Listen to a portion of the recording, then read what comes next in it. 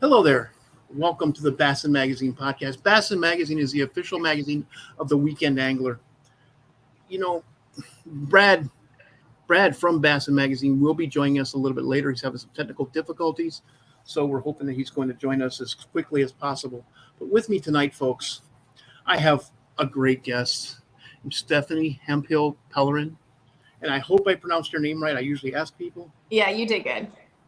Stephanie is a professional bass angler, and we were talking before the show. She's had some success in a very difficult tournaments that she fishes, like the MLF Toyota Series, the Bassmaster Opens. Whew. I know some of the guys who fish those. It's just not easy. But without further ado, how are you doing tonight, Stephanie? I'm doing fantastic. How are you? I'm doing very good. Didn't you tell me your home water is like Sam Rayburn? Yes, I'm from Sam Rayburn. I have actually lived here my whole entire life. We had a place right there on the water by the 103 bridge. So northern Sam Rayburn, and I have been fishing it ever since. Wow. I've never been there. That's on my bucket list. I would love to go and fish that. Gosh. It needs to be on your bucket list. What a great place to be from. Yes. I mean, I don't know if very rarely have I mean, yeah, my dad lived right on a canal on the Harris chain. Mm-hmm. Florida. I went there and just to be casting into a place where there are 10 pounders just did something to me. I was so excited. I didn't even fish very well because I was like so excited. Come on. Yeah. You Any just cast, any cast could possibly happen. Any cast. Yeah. yes, very much. That's so. when I first started to figure out that during the southern fish are different than northern fish. Southern fishermen do well up north. Northern fishermen do not do well up down south. Oh, that's not true. Well, but northern fish group up. Yeah. There's not as much structure. Yeah. The smallmouth bass are social fish. Largemouth bass are, except during spawning season. Yeah. Leave each other alone. I mean, I have seen schools of them, but up north, they bunch up on the rock piles. They bunch up on the riprap shorelines. They bunch up on whatever structure they can find. Mm-hmm. Down here, the first thing I notice is it all looks like it should hold fish. All of it. Yeah, but everything doesn't hold fish, and especially with this, forward face sonar now, we're able to find them in different spots that we couldn't find them before. So, it kind of now we're able to pinpoint those big fish. But okay, let's talk about your tournament career. So you started out fishing the Bassmaster Opens? Well, I started out actually around 2012, 11, 12, and I did the LBAA's Women Pro Tours. And, as I told you before, being a mom was the most important thing to me. And, I was going through a little hard part, in my life and fishing career and all that kind of good stuff. So I had to make a choice to give it up for a little bit, which was probably the best decision ever because, now I have a 17-year-old and 11-year-old. I am able to go and fish and do it the way that I feel it needs to be done. And absolutely. I started with the BFLs and also the LBAA tour. I did that last year. I was Rookie of the Year and 4th in Angler of the Year points. And with LBAA, and then I did really well with the BFLs too as well. I enjoyed it. I remember I was very nervous, my very first one, because I was like, what am I getting myself into? But, as you go through all this, it just becomes normal. It's like an everyday thing.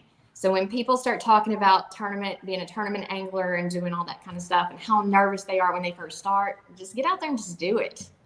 It gets easier the further on you go through it. Well, just opening day jitters. I experienced that. It was not easy, And I thought I had to follow the gang, and finally a great pro angler told me, fish your own tournament, man. You know how to catch fish. Just go out here and do it. You got to prove to everybody else you know how to catch fish, but it's you. He said, compete against yourself. Don't compete against me. And that's the thing is, yes, you are competing against yourself, in my kind of situation, and I don't ever ask anybody to help me or do anything like that, because a lot of times I may be the only female, or there may be just other couple of females, but I don't look at myself that way. I'm a tournament angler like the next dude right beside me. You know, I plan on going out there, catching my 5, doing my own work, and, you know, being treated as just a regular angler, because that's what I am. And, you know, what I'm really trying to do with all this also is, not only, I mean, we have another generation coming up, right? Another generation. Didn't we have just recently like 2 women in high school that caught 30 pounds or something like that? I think I read something about that. Yes. That's like freaking amazing. Yes, I mean, it is. That's amazing. Well, that paves the way for so many more anglers to come on through, you know? Well, I've had quite a few females on my podcast over the years. Secret York. Yes. Hello. Mm-hmm. I know. And there's also a lady named Kay. She's from Texas too. Uh-huh. Hey, there's a bunch of those Texas girls. Yeah, you know, they do well. And Christine Fisher. Mm-hmm. Yep. Christine's making a big splash on the kayak side. Yeah, she sure is. She's good fish. Every time I turn on one of the sports channels, there's Christine catching bass or catching muskies out of her kayak. Oh yeah, for sure. Out there on Lake St. Clair in her kayak. Oh yeah. Christine, what is wrong with you? God, I mean, that is a brutal lake, and that's where I cut my teeth on, you know, big water angling in a 16-foot Lund with a 25 horse that I rented from the Air Force. Yeah. Oh wow, it's crazy. But I was 21 years old and bulletproof, so you know. Mm-hmm. Well, we're all bulletproof at that age. Heck, I'm still bulletproof. You're still bulletproof? Some days. Yes, but I don't think you would go out in 6-foot waves in a 16-foot boat with. No, not in that small of a boat. Not in that small of a boat. But I wanted to fish, and that was my day off. And yeah, I hear you. That's why I'm here. That's why I'm where I'm at today, because of that kind of dedication. Oh yeah, for sure. But okay, so you started fishing the BFLs. Well, like most people cut their teeth on tournaments. Yes. Yes, I did. Okay. We have a question for you already. It's from Kate. Hey, Stephanie, what is your favorite go-to crush or lure when it's a tough bite? I will probably go with the swim jig. Ooh. I like the swim jig. I fish a lot of hydrilla. And if you're swimming that jig over that hydrilla and let it drop off there, those jokers will take it. And they always seem to like it. I also like the shaky head.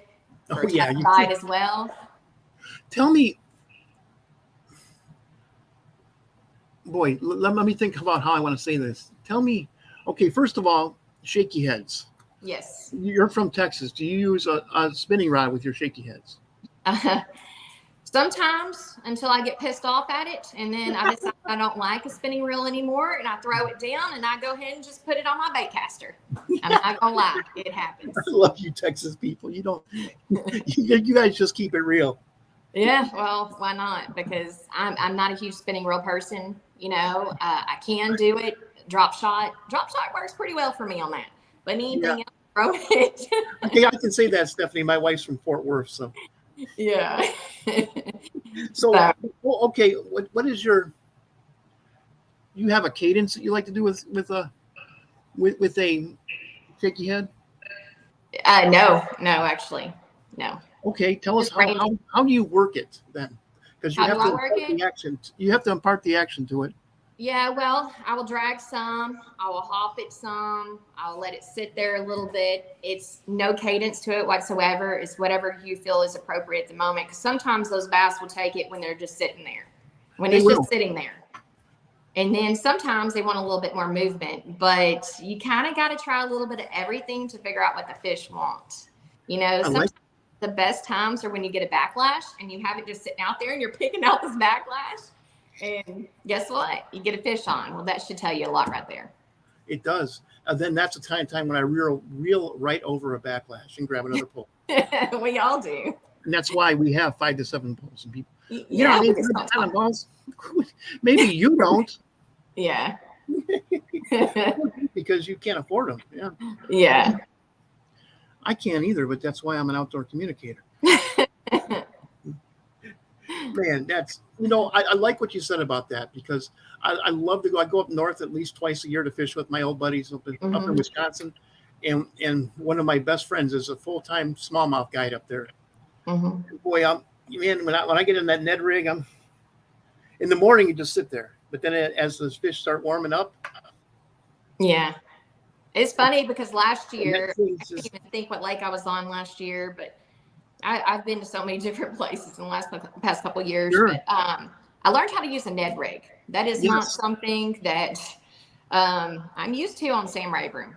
I don't really have a reason to throw it, not unless but you don't, they have lockjaw. 3-inch do nothings. Sam Rayburn. Yeah. And so I definitely got introduced to it and did really well with it. But, there's a time and place for it, most definitely. Well, unlike sand flats, when you're going for smallmouth bass, like Green Bay, it's all sand. Man, you just sit that thing right on the ground, just like we used to do with tubes. Just sit there and then the boat starts drifting, and it's just And I fished with some greats as far as tube fishing, But man, they taught me, just let the tube, those tools do their work. Yeah. I had smallmouth bass try to take those rods right out of my hands. It was so exciting. I love catching smallmouth. That's probably one of my favorite fish to catch. Oh, absolutely. But I like to drop shot though. I love to drop shot. I love getting on top of the schools and going after them, especially being able to watch them. So if I get that. I cut my teeth with fishing up in Wisconsin, fishing for walleyes. So drop shotting is a lot like how I started. Oh yeah. If they'd allow me to, and I'd have a drop shot rod in either hand.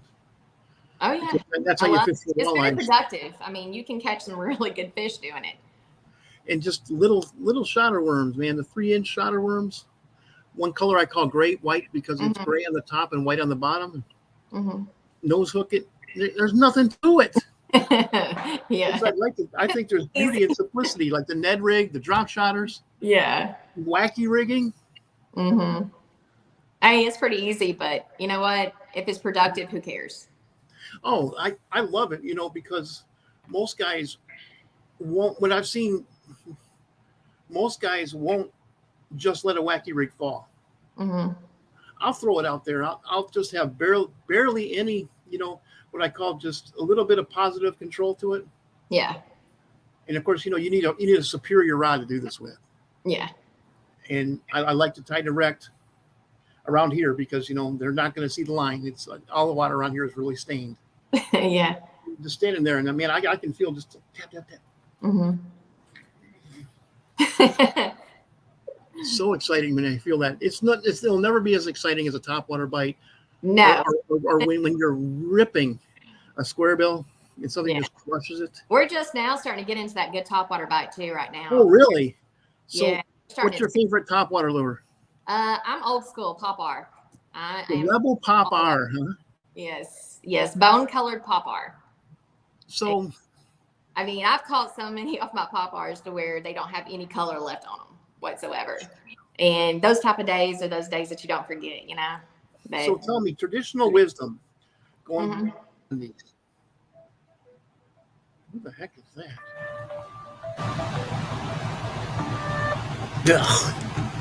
More till I'm sorry. Traditional wisdom states that chugger season is when the bass first get off their beds. Yes or no? Hey, can you repeat that again? You broke up a little bit. Okay, traditional wisdom states that the chugger season, Pop R's. Yeah. That the season for that is when the bass first get off their beds. That's a yes and no. I think a Pop R's really good all season around, to be honest with you, especially where I grew up, morning time bite, they should be chasing some bait. It's what they should be doing. They should be hitting the top of the water. Sure. So I think probably any time of the season, would be great. Obviously, the warmer it gets outside, the better it's going to get. But okay, I would pick it up any time of the year. Because I've had guys, used to like to fish riprap shorelines in Illinois, and particularly on the nuclear power lakes, and the decommissioned nuclear power lakes, which just turn into natural lakes. Yeah. And we would, and in the evenings, we'd sit there and just, I call it the witching hour, 1/2 hour before dark, we'd go out there and throw chuggers. And it was so exciting. Yeah. Up there in Illinois, you never know what you're going to catch. Largemouth, smallmouth, catfish, or muskies. Mm-hmm. It's exciting. Like right now, you can go from using a popper to getting on some over the hydrilla and using a frog, or getting over the pads and using a frog, to going back to the popper. All of it works great. It really does. The warmer it gets outside, the better it should be getting, and you can catch monsters doing that, especially the frog bite. Oh my gosh, if the frog bite is on, there's nothing better than that. Hey, Brad, can you hear us? I can hear you. Can you hear me? I can hear you just fine, man. You have got it. You guys, Brad from Bassin Magazine is with us. Brad, we're talking about. Go ahead. Yeah, I tried going live on Facebook 3 different times, and I kept telling them to hold on. We've got quite a bit of viewers right now, so they stuck around and got back. So I'm glad that you can hear me and I can hear you guys. Yeah, we have. Talking about one of my favorite things to do is topwater. So yes, Stephanie was telling us how her favorite topwater lure is a Rebel Pop-R. Yep. Old school. Oh yeah, it works though. It works. You need special color? Bone. Yeah. Bone? So yep. White? An off-white? Yes, off-white color. It's my favorite color. I probably keep 15 of them on me at all times. So they're just good. Oh, yeah. They're almost good everywhere that you go, actually. I don't think I've ever been anywhere that they aren't good. You can see, I like that color too. Yeah. It's a Pop-R, but so if people want to know what colors to go pick out, there you go. But Brad, I was telling her the alligators like to take these things away from me. Oh yeah, no doubt, for sure. You gotta bring a 9mm if you're gonna use that down where I live. That's the catch of the day then. Nah, just let other alligators eat it. Yeah. Do you have any special, what's your favorite? I mean, obviously when you're on the water, it changes, but is it pop, pop, pop, sit 3 seconds, pop, pop, pop? What's your go-to, and when do you decide to change? Obviously when you're not getting a bite, but when do you decide to change? Well, when I'm working it, I don't like to have a set rhythm, if that makes sense. I like to pop, pop, sit still for a little bit, pop, pop, pop, pop, sit still for a little bit. I like to change it up. Because, if you're thinking about those shad swimming around or whatever, they're sporadic, right? They're all over the place. So therefore, I want to make it look as close to that as possible. And so I just do it sporadically. Sometimes, obviously, the other works very well. But to me, just doing it at a different type of cadence, pop it twice, let it sit. Pop it 4 times, let it sit. Pop it once. Sometimes that works very well. Sometimes they want it slower. You just got to stop and listen and pay attention to what's around you, because the fish will tell you exactly what they're doing. Yeah. And since Bassin Magazine is the official magazine of the Weekend Angler, what would be your best advice to someone who sees this and wants to go out there and throw a Pop-R for their first time? Well, I'll tell you, if they're hitting the water, they're chasing, they're doing any of that, you should be able to throw a Pop-R. Just pay attention. You see the shad moving, follow that shad. They should start schooling on that shad. They start schooling on that shad, be sure to have a Pop-R sitting next to you, because if you throw that on top of that, they will bite it. So that's the best indication whatsoever, or early morning, as soon as you get out there when the sun's coming up, or late evenings. Okay, what about hooking a fish when you're using a Pop-R? What do you mean? I mean, the fish bites. How would you do that differently than if you're throwing soft plastics? How would you? Or like a frog. A frog, yeah. You have a delay. You want to reel down, set the hook. What are you waiting? Are you feeling? You gotta let them take. Don't let your eyes play tricks on you, because if you let your eyes play tricks on you, you're gonna jerk it out of their mouth. Yeah. Don't take it. Which was going to kind of bring me to a question I had. When do you feel you catch more fish when you're not watching your bait, or when you're watching your bait? Wow. Probably when I'm not watching my baits. Yeah. And I think that would probably be most people. Would be my guess. That's just my opinion. Well, I look at it as if I'm fishing a worm, I 99% of the time I can't see that worm and to get a bite. Don't watch your topwater. Feel it, listen, and learn, and you're gonna hook more fish. That's what I believe. Oh yeah, 100%. I agree with that. That's exactly what I used to tell my guide clients. It's nothing. Mm-hmm. What's going on with that lure is none of your business. And I would tell some people who really wanted to learn how to do this, mm-hmm. let me bring a bandana next time and put it around your eyes. You can wear it as a blindfold. And I'm not trying to punish you. I'm just trying to teach you how to do this. Yeah, because a lot of times you're going to get, I'm going to call it jerk happy, because you're going to pull it right out of their mouth. Right. You see it, it's a natural instinct, and that's a lot of people's reaction, but unfortunately you got to let them eat it.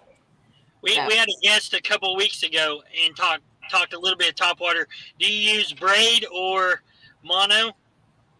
A mono, I'm not really huge with braid. With certain applications, like when I'm using my swim jig or football head jig, any kind of jig, I use braid. Obviously, I even use some on my drop shot sometimes, and then have a fluorocarbon leader. But no, I use mono on it. I like it. It works very well for me. You just got to use the right weight on it. Is it because the mono floats or stretches? A little bit of both. It just needs to be. It needs to be just right. I have used fluoro on it too. I'm not gonna lie. I have. That's what I have on that rod, and that's what that rod's for. And they start schooling, and I need to put on a pop-bar real fast. Hey, I've been known to put it on that. It's whatever I have open at the moment.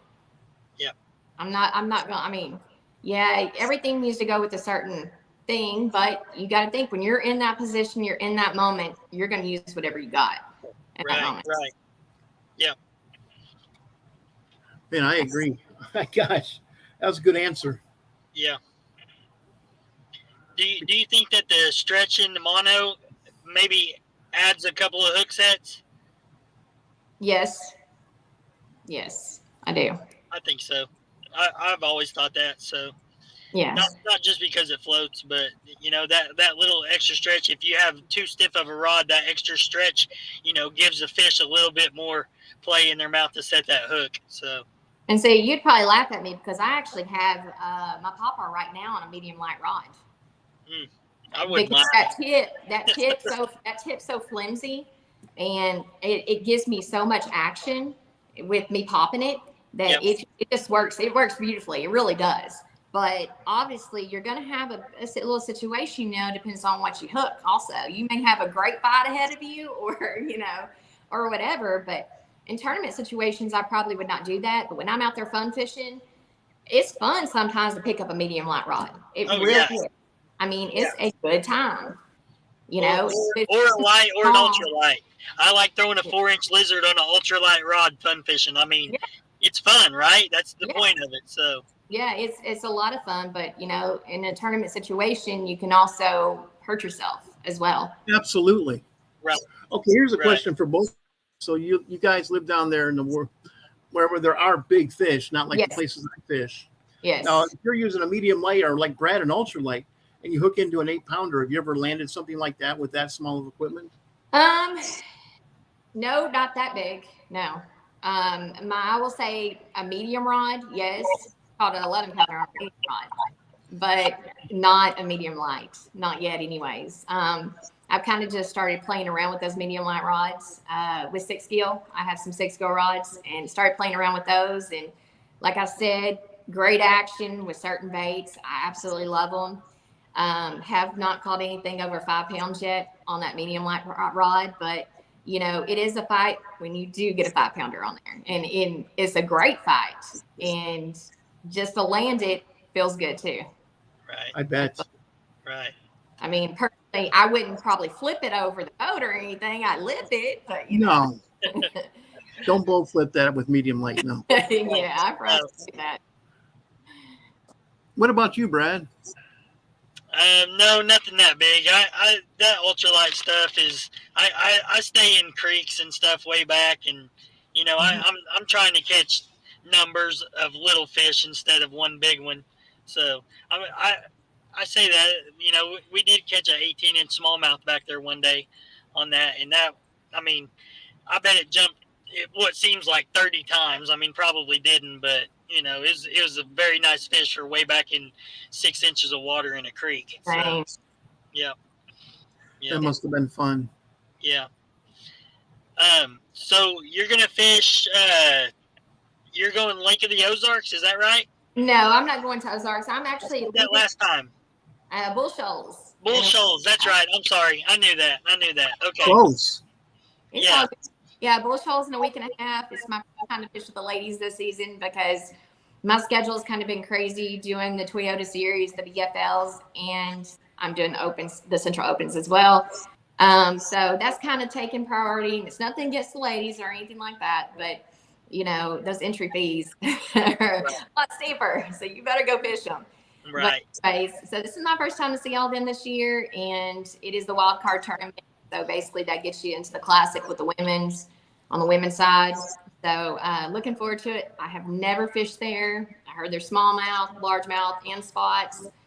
And the water is about 28 foot high right now. 28 foot high.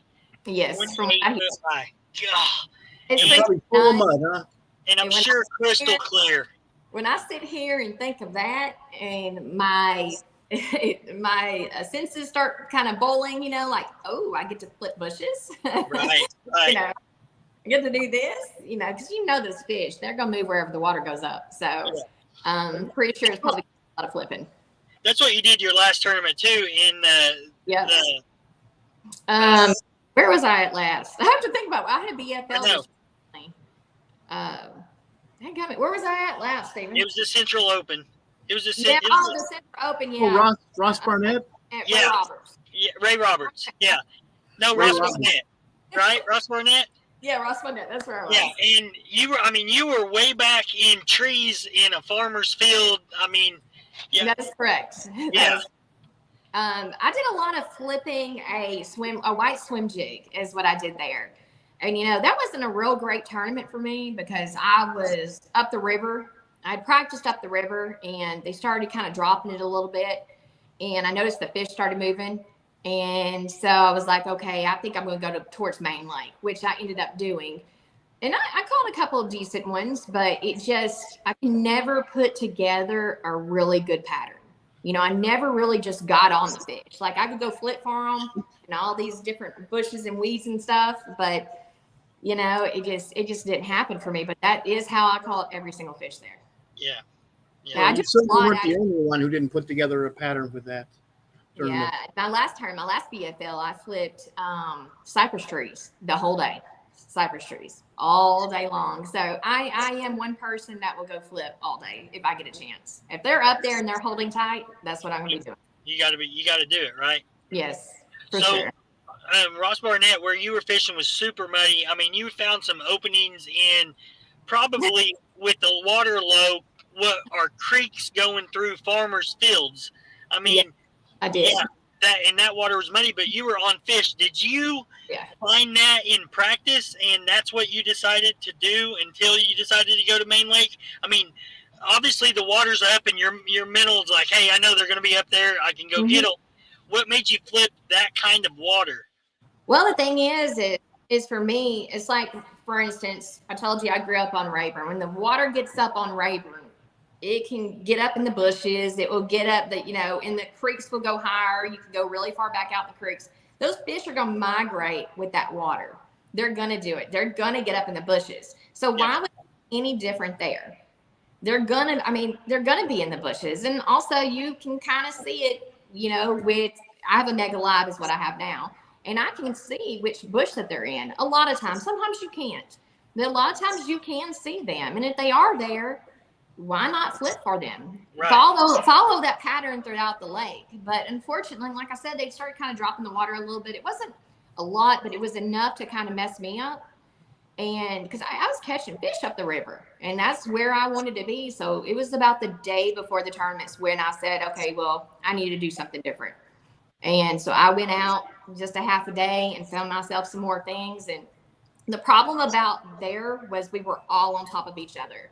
You would go into a pond and you would have 20 boats in one area. Oh, no. So for me, if you can throw and hit somebody right next to you, or listen to them whispering, you know, you're entirely too close. But I understand that's part of how it is, but we were all fishing on top of each other. Yeah. So, and the guy who won it, you know, they had tons of people around them. I mean, tons of people around them. And I don't know how they fish like that. I mean, it's crazy. It really is. I love a boat coming up on me and me catching a fish. I just don't know about them staying there and watching and being, you know, in your casting distance and all that. So yeah. I don't want to be able to hear what their conversation is right next to me. That's you know, be able. But I also, like I told you before, I grew up old school. You know, I grew up without any of these electronics. I've been fishing since I was 2. You know, I had my first 8-pounder by the time I was 7.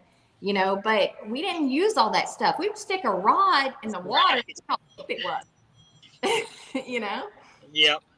It just, you know, so anyways, I just kind of followed what I knew to do. So. And back to the Mega Live, it's the same for the listeners. It's the same as if you're bed fishing and you see a fish on a bed, you're going to go after that fish. You see that on the screen, you're going to go after that fish. It's the same. So. Yes, it is. That Mega Live, I mean, I'll get on top of these schools. Let's just say we're smallmouth fishing and you have one boulder sitting there. You may have 10 smallmouth on that one boulder. But like he was saying a second ago, they stay in the school. And I can sit there and drop on those smallmouth and you can see them drop shot on the smallmouth and you can see them take it. I mean, it's a very useful tool, but it's something definitely that has changed the fishing industry 100%. I mean, it will never go back to how it used to be. Right, absolutely. Roger Perkins made a comment, said, "Sup, Jay? Hey, Steph, proud of you. Go crush them." Thanks, Roger. Jay, you know Roger? Yeah. Yes. Oh, I thought you were saying talking about. Oh, sorry. That's good. He knows both of you, so that's great. Yeah, Crusher sponsors me. They do a lot of stuff for me, and I actually use their baits. I'm not an angler that has a lot of different sponsors because I'm one that believes I got to use their product in order to have them on me, because I don't care who you are. I want to be able to tell you if I'm using that product or not. If I'm not using it, I really don't need to be associated with it, to me. Right. But that's just my only that's my personal opinion. Money's money, I guess. But I really want to like what I'm using. I actually love what I'm using, and I want to be able to sell it because that's my job also. Right. Oh, there's Jay. Oh, did you lose me? Yeah, for a second. Thanks. So you got the LBAA coming up. What's in after that? The next one would be a BFL. It's a 2-day BFL on Sam Rayburn. I am currently sitting in 62nd right now there. I need to make the top 45, which pretty much I think I can go catch a limit and pretty much get there. It should happen that way. But, you know, it may not. And hopefully we'll make it to regionals. So that's the goal for the year. Yeah. That's the goal this year. So, and I did miss a tournament. I missed a tournament this year. So the Toledo Bend BFL, I did miss that one for another tournament. So that's the reason why I'm sitting in 62nd. But goal of mine is to go do that. And then after that is September, and that's the Bassmaster Open on the Red River. Okay. Skip the hot months. Oh God, yes. Yeah. It's very hot. It's going to be very hot. And then we are on Sam Rayburn.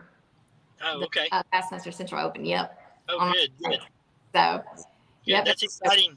Exciting coming up. Good. Yes, for sure. And that kind of winds quite a schedule. Yeah, it's a very good schedule. Man, jeez. And hopefully none of those will be 28 foot up by then. Let's hope not. 28 feet up. That's incredible. I just hope it's not full of mud for you. That's huge. You know the Red River is going to be muddy.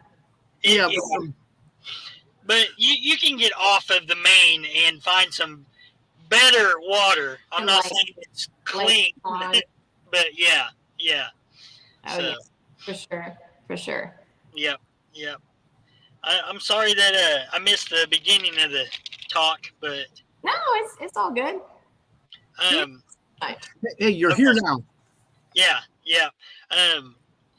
Jay, when so my history of Bassin, I started working there in 1999. But when I bought Bassin back then, Stephanie was on our third issue. She was on the cover of our third issue, and her son, I think, just had a birthday, right? Yes. 16 or 18? My son? My son's 17 right now. 17, okay. And inside that, they're both holding quite a bit. I mean, some really nice bass. So it was pretty neat. That was just a long time ago. So, but he was little then. Yeah, I cannot get him to fish with me whatsoever. I actually helped coach the Warren High School team last year, and he wouldn't even get on there. Really? So I coached a team with no kid on there. Wow. So He might change his mind when he gets older. Yeah, possibly. But the problem is you can try to, show a kid what you like, but that doesn't mean they're always going to like it. Right. Unfortunately, he's been raised around this sport, and he doesn't like it, and it is weird. But he supports me. Yeah. He won't go fishing with me unless he goes swimming or something like that. But is it a long day because you're out practicing, or I mean, will he go fun fishing at all, or no, not interested? So I live on a lake. I live on a small lake, and we just recently lost our lake. Our dam got a 40-foot hole in it, and we lost all our fish, all our water. All that's flowing through there now is a creek. I will get my son sometimes to walk up that creek with me now to go fishing. But it lasts about maybe 30 minutes, maybe. Yeah. And then they're gone. So, and I'm still just walking, trying to catch fish. Is it is it still like a big creek, or is it just, it's gone? It's not very big. It's a small creek. In parts, it may be 10 foot deep in parts, but there's some pretty good bass in there. I just walk up as far as I can, and I'm trucking it through the mud and everything else, the backpack on. Just big fish, because that's what we have here right now. It's just a creek, unfortunately, but it's going to take us a couple of years to get our dam fixed and get fish, get a lake back again. Right. That's kind of a pond fishing opportunity, except it's a little bit different. Jay and I had a guest on a couple of weeks back, and we talked about learning techniques in a different body of water. If you never drop shot, you could go drop shot in current there and learn. So that could be a different opportunity for other people.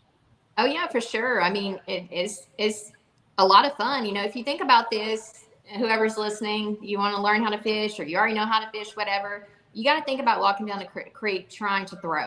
You have all this stuff over your head. You're going to learn to flip very well. You're going to learn to side cast very well. You're going to learn to do all these things very well before you ever even get into a boat. Way before a lot of people will. So that's one. That's how I started. I started in my dad's boats, but then I started going to local creeks and catching nothing but little creek chubs and fish and carp and stuff. But you're right, And that comes back to what we say every single podcast. There's no substitute for time on the water. You want to learn how to cast, side cast, flip, anything, you got to get out there and do it. Oh, yeah. It doesn't matter where you do it at. It really, and that's how I am. As long as I'm on the water, and my husband now is starting to understand this, I always tell him I need to practice. Even though it's not even for a tournament. I'm working on my deep water fishing right now, offshore fishing. Obviously I didn't grow up doing a lot of that stuff. Yeah, you would drag a Carolina rig or football head jig, something like that. But, we didn't do a lot of it. So I'm having to learn, because otherwise you can't keep up with everybody else on tour. Right. You got to be able to do everything. And so that means unlimited time on that water. Even if I don't feel like going and it's not the perfect day, I still got to be out there working on something, because I'm very far from perfect, and I have still so much to learn. And the only way I'm going to do it is to continue trying, keep on learning, and, you know, just get out there and just, you know, maneuver through it. Yeah, absolutely. So. Absolutely. That's awesome. That's good. No substitute for time on the water. No, not at all.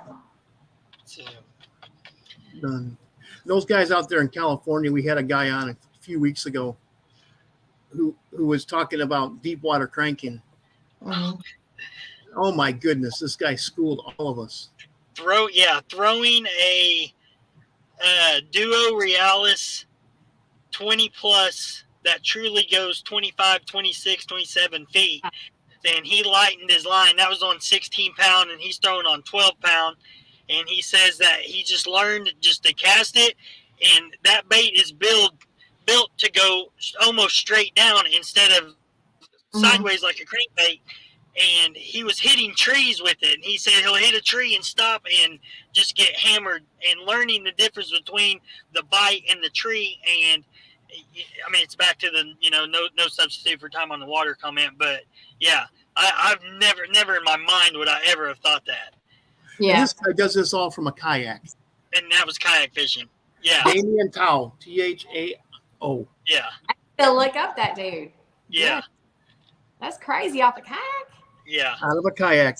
Go back in our archives. You can listen to his podcast. Yeah. The bait he talked about, I went back in the warehouse, I saw some, I grabbed one, I was like, is this it? And he said, yeah, that's it. And I tried it. I put it on a really stiff rod and 16 pound line, and it spun my kayak. I mean, I had to reel straight with the kayak, and it would pull me to it. And I didn't catch any fish, but I could feel the trees in the bottom. It was, you know, right time, right place, but I had to go try it after he talked about it. So I still can't throw a deep diver yet. I had shoulder surgery back at the end of November. Okay. And so that's still a challenge for me right now, because I'm still healing from that. And, you know, that's a hard surgery to go through. And I had surgery at the end of November, and I was back fishing in January. Wow. There you go. January 8th of this year, matter of fact. So, there you go. Yeah, but I like throwing them. I just can't quite do it yet. Yeah. Well, good. We're getting super close. Do you want to go over your sponsors and give shout outs? Yeah, I can. And we can go over a few of my sponsors. I actually wrote it down. Somebody gave me that advice. Yeah. Crusher Lures, that is my main sponsor that I have. They provide me with all my swim jigs, my football head jigs, finesse jigs, my shaky heads. Matter of fact, they have tungsten weights now. If y'all have not looked at those, go check them out. Really good weights, but they take care of all that kind of good stuff. Fishwear, it is a brand new brand that's out. It came out 2020, and it's just kind of a lifestyle brand, and they support me 100%. And Paul's always there for me whenever I need him, and, you know, helps whenever he possibly can. RoboWorm, my drop shot. Yay. Yes, absolutely. I absolutely love them. If y'all have never used a RoboWorm, let me know. Get with me. I will either try to get you some or tell you how to get some and what colors work best where you're at. But they are amazing, and they're great with drop shot. You can also use them on the shaky head too as well. And the smallmouth love them. Guess what? Largemouth love them too. Yeah. So, Rayburn Resort, that's my other one. We have an awesome golf course on Rayburn. If y'all didn't know, I play a lot of golf too as well. That's what I do on my time off and I'm not on the water, is play some golf. And very good golf course. They have a wonderful place to stay when you go to Rayburn. So if you're fishing BFLs, Toyota Series, any kind of Bassmaster events, you know, go over there, get your room. There is boat parking, and also you can plug in your boat. And, you know, it's a really nice location, restaurants and everything right there. So I got a question. Yeah. Are there fish in the golf course pond? My golf course ponds, that, because we live at a golf course here, yes, there's fish here. And I'm sure that there are on that golf course, but I haven't asked yet to fish it. No, Stephanie, what you do is next time you're playing golf, you hit to the water. That way you can fish while you're looking for your ball. So, yeah, that's where the ultralight comes in. It fits perfect in the golf bag. Oh, yeah. Well, yeah, that is a possibility. But I'm sure my sponsor's probably listening right now. Hey, I want to go fish the ponds. Oh, yeah. I'll do it soon. My bad. Revital Outdoors, CBD. I know that's something that some people are like, but it works, especially when you get nervous, tired, any of the above, you have muscle aches. It works really, really well. If y'all go follow me on my page, Stephanie Hemphill-Pellerin, I actually have my discounts on there for everything I've mentioned up to this point. And so you can get some pretty good discounts on there if you want to try any of these. And if you just want to try some of the stuff, just get a hold of me anyhow. And maybe I can make that happen. And the last but not least is Xhd Mounts. They provide my mounts for my hummingbirds. I have 3 up in the front, which would be my 360, my Mega Live, and my one that I keep my down imaging and side imaging and all that stuff on. So it's a very nice setup. It works very well for me. And go check him out too as well. If you need one made to a specific, however you want it, he can do it. You just got to tell him. And also I got discounts for that stuff too as well. So, I mean, 20% off, that's quite a bit when you're getting a mount built. Oh, yeah. So, and you're getting it built how you want it too, on top of all that. And also my shout outs. That's what was next, right? Yes. Jordan Marine.